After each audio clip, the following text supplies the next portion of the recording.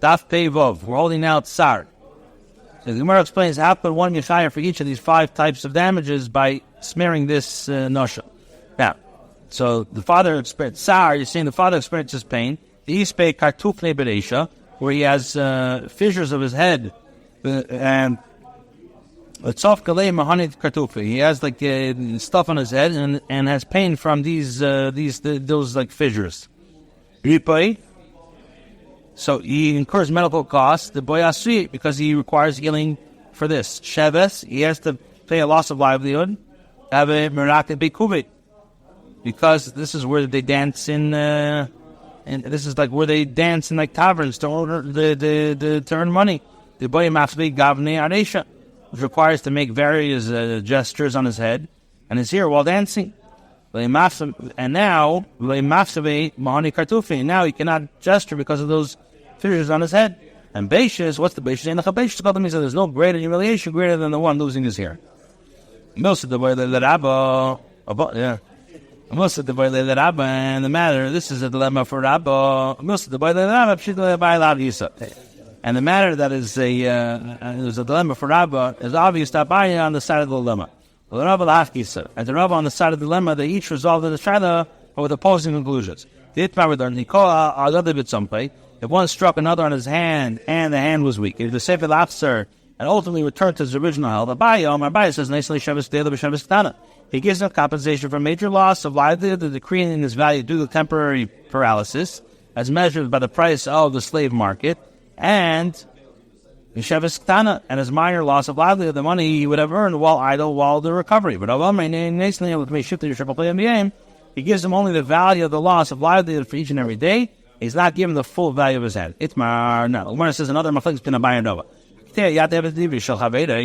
With regard to the person who severs the hand of a Eved Ivri, which belongs to another, Abaye says he gives compensation for the major loss of livelihood to the slave, and compensation for the minor loss of livelihood to the master. Rabba says all compensation should be given to the slave. The land shall be purchased with money, and the master garners the profit from the land for the duration of the slave's term of slavery. The Gemara says, Pshita, it's obvious that the one who injured a slave, if the one who injured a slave and thereby pichas eitzel atzmai, reduced the slave's value for the slave himself, so Rabba is late pichas, but he did not reduce the slave's value of his master. The Gemara says, Hechidami. So one of the circumstances, how is that possible? The Gemara says, the pasuk l'reish une or l'reish nechira, where he split the tip of his ear or the tip of his nostril, which does not impact the slave's ability to perform work. Okay, so the Gemara says, and all this compensation goes to the slave himself. But if the injury reduced the slave's value of his master, now, the Gemara says, Beishis, how is the payment of humiliation assessed? It all depends on the one who humiliates and the one who is humiliated. Whose opinion is expressed in our Mishnah? Why? It's going to be Rabbi Shimon. Tana, whether the Brisa, the Kulon, in all of these cases of Yidden who are humiliated regardless of the individual stature, race, so he says they are viewed to as free men who lost their property and became poor. And the humiliation is according to the status of the sons of Avram, Yitzchak, and Yaakov, which all are yichus. So humiliation is assessed according to a standard formula, regardless of the one who was humiliated. Now, that's what Rabbi Meir said. This is a good he says the great person according to his gestures, and the small according to his smallness. Shimon says, Shimon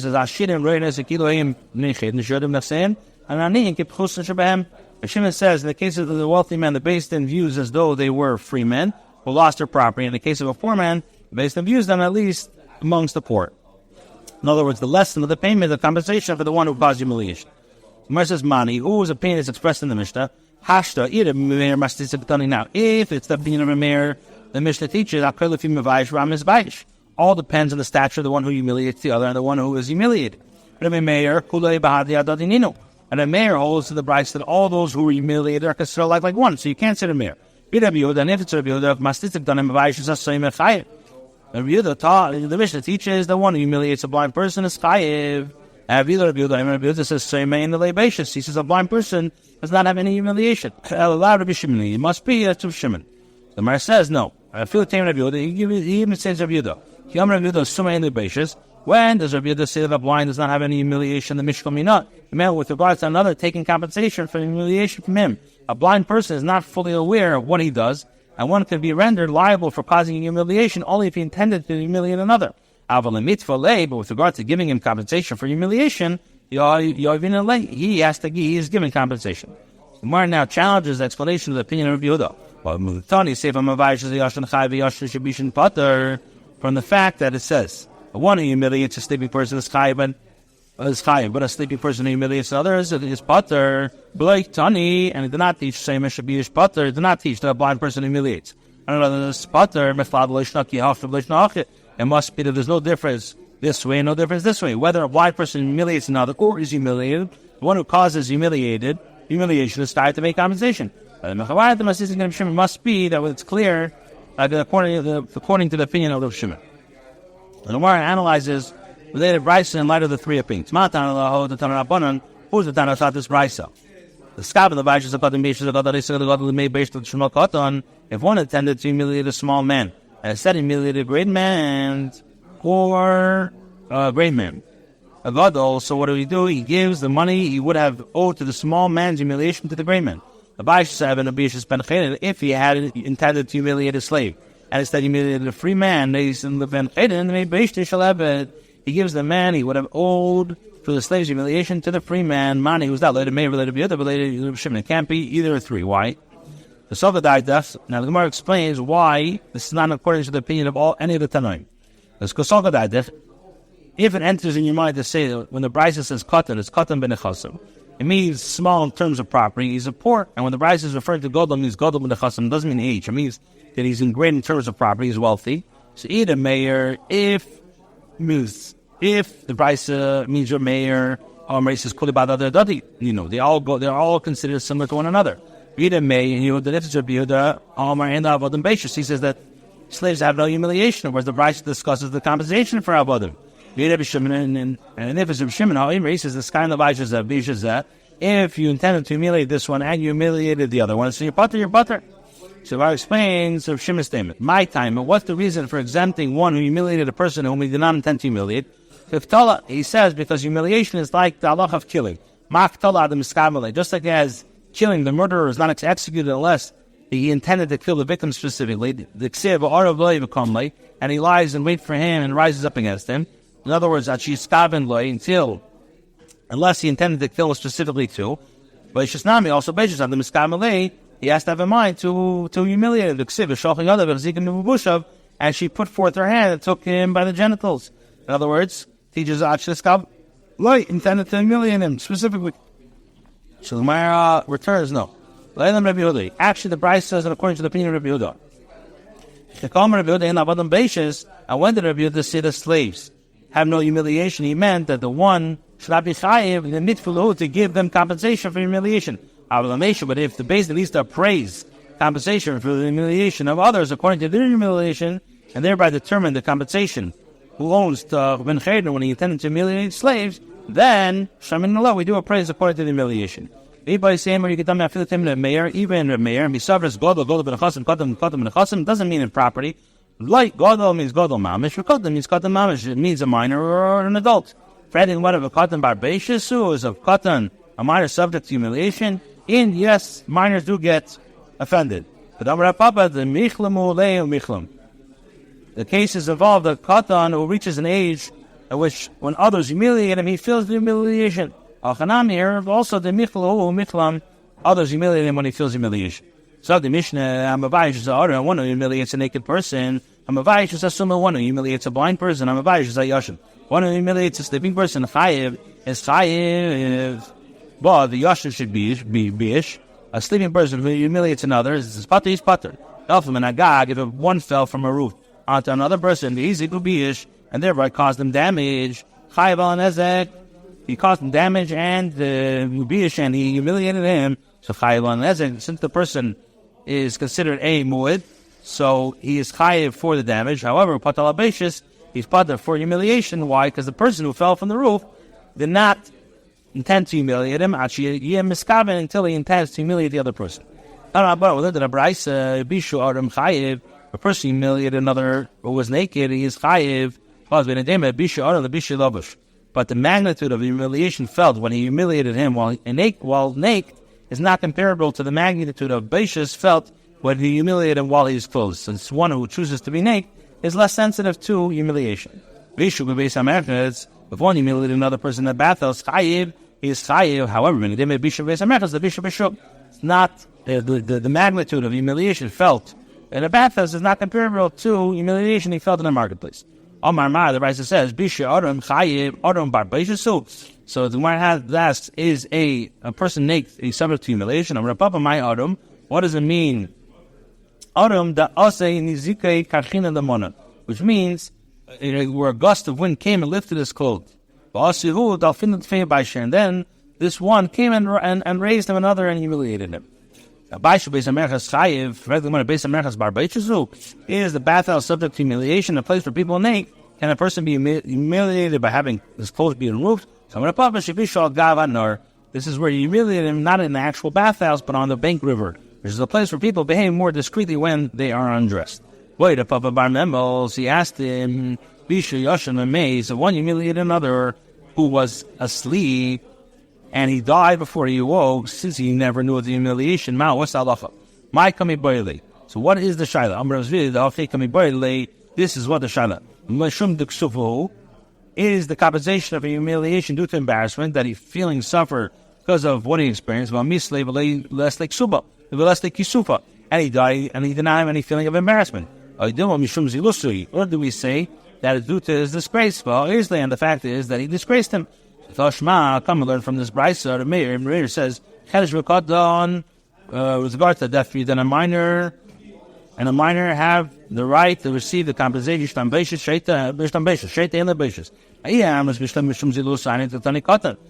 you say the compensation is due to zilusai, this explains what the brisa teaches concerning a minor who can be disgraced. But if you say inside embarrassment, which is different than zilzul, is a minor subject to humiliation. Rather, what does it mean by the compensation due to disgrace?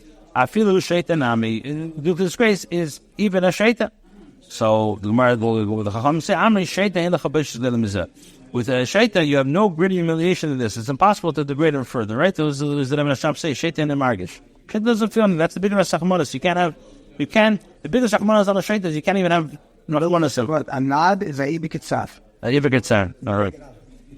We call mockims, and where it says, we call mockimishin minei b'shum zilusu, resolve this brisa that the compensation is due to disgrace.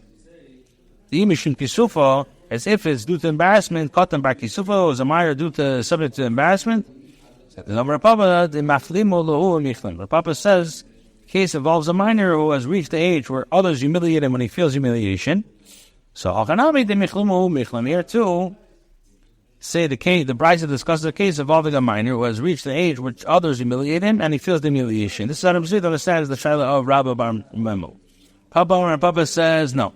Actually, coming very late. This is the shaila. Shukisufati deu, mainstay, is the compensation for humiliation due to his own embarrassment. This one died and was not embarrassed. Or maybe because of the family humiliation. And therefore, one who humiliated him must pay compensation for his family. Tashma, come in here, forgotten years the basis, shut the shade and the basis. A deaf mute and a minor have the right to receive basis for humiliation, compensation for humiliation, and a shaita does not have the right to receive compensation for humiliation. If you say that it's due to his family's humiliation, but if you say the compensation is due to his own embarrassment, is a minor subject to humiliation. Rather, what do you mean? Must be due to the humiliation of members of his family. So the Gemara says, even a shaita should receive compensation as well. It's at basis of the family. The Gemara says again, back the same thing. Shaita in the chabesh mizu. In any case, resolve this due to his family humiliation. The imishim ksufa, as if it's due to embarrassment, kadam bar ksufa is a minor subject to embarrassment. The Rabbi says, yes, the machlam mechlam. We're talking about where he reached the age where others humiliate him and he feels humiliation. Rabbi says cheresh ain't lebeishis. And a cheresh does not have a beishis. Shet ain't lebeishis. Katan pam yeshlei pam ain't. How the master will obey a michlam. When others humiliate him and he feels that, he comes to an age and he feels that. How the master will lay michlam. And in a case where there's no humiliation, when he reached the age at which others humiliate him, so when he, the first is the mafle michlam, how the mechamale v'lei michlam. So it depends whether he feels it or he doesn't feel it. Yeah, the Mishnah taught him, one who humiliates the blind person is chayav to pay compensation. Assistant like Rabbi Yehuda, why not? The time Rabbi Yehuda, same mainly basis. The kapay Rabbi Yehuda paid there mechayiv golos, mechayiv malchus, mechayiv misses based on. This was Rabbi Yehuda deemed a blind person exempt from being amongst those who are chayav to be exiled for killing unintentionally, and from being amongst those chayav to receive lashes, and from those amongst chayav to receive misses based on if they transgress the Isser from which the Torah mandates one of these conducts. My time at Rabbi Yehuda. What's the reason of Rabbi Yehuda? Just as there in the case of Eidim Zemim, blind people are not included, as blind people cannot see events occur in order to testify. So to here, with regards to the compensation of humiliation, blind people are not included. And the Gemara continues this explanation. Why did Rabbi Yehuda say a blind person is exempt from going to Golos, to the Lord of Migla, the Tanya, because the Lord of the Braisa, below race, says, "La singing pratless some of the studa summa, the Rabbi the Meir, the Rabbi some the studa summa." My time the Rabbi, what's the reason of the Lord? He says, as when one goes to the forest of the neighbor to chop wood, I feel summa even a blind, because of the race, as the Torah says, "La singing to exclude a blind person." The Meir says, because of the race, the Torah writes, seeing him not to exclude one who happened to not see him, see the one who he killed. The Torah writes, "B'vlidas the muti to exclude b'vlidas the muti." Have a miyut after miyut, ve'miyut after miyut. The rabbis, therefore, he holds every miyut after miyut comes to include. Therefore, a blind person is including the halach of those chayav to go to Gullus for killing b'shegin. Rabbi Yehuda, Shema supports Rabbi Yehuda, whom b'vlidas. The pasuk of b'vlidas pratim eskamer dasa. So the Gemara explains that b'vlidas does not exclude one who does not see, but rather it comes to exclude one who is intending to kill a particular person, unintentionally kill somebody else. The killer is not a fight. And work, they use the opinion of Rabbi Yehuda, Chayvim, he says, Basin. So why did he deem a blind person exempt from being amongst those Chayv to receive? He says, Basin, so he says, Asad, Chayvi, Golis. He learns from Xer Shava, a killer from Chayvi Golis. So, Chayvi Malchus, why did he say Chayvi Malchus is butter? I said, no, Chayvi Misses Basin. Tanya, Rabbi Yehuda, same mainly basis. A blind person does not have humiliation. Rabbi Yehuda exempted a blind person from all judgment of civil laws in the Torah. My time did Rabbi Yehuda, Torah says, then the congregation shall judge between the person and the avenger of the blood according to the laws. Which means anybody who's subject to the halachas of somebody who strikes and to the halacha of avenger is subject to Yeshna b'mishpatim, has civil law.